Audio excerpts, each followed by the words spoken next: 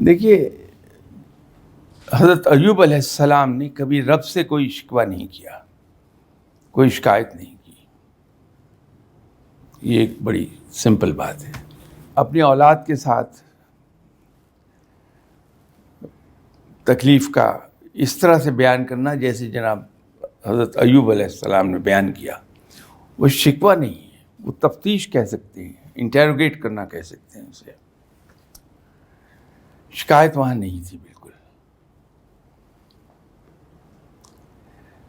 جناب حضرت ابراہیم علیہ السلام کا معاملہ وہ صبر کا نہیں ہے،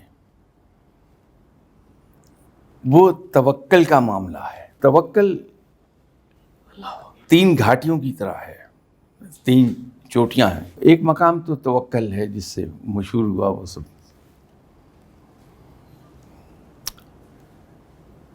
دوسرا مقام ہے تسلیم کا.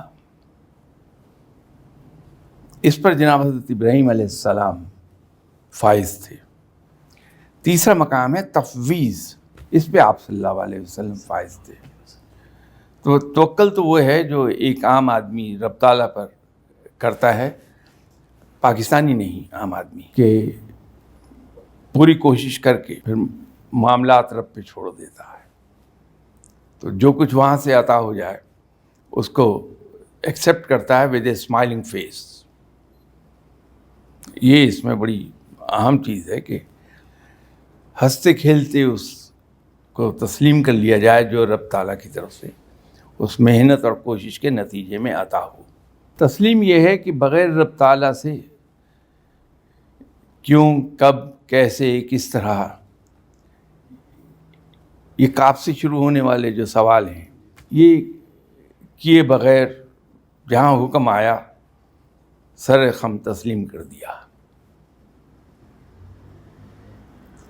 تو وہ تسلیم کا مقام ہے. بیٹی کی قربانی میں بھی ٹھیک ہے، حکم ہے تو بیٹی کی قربانی کر دیتے ہیں.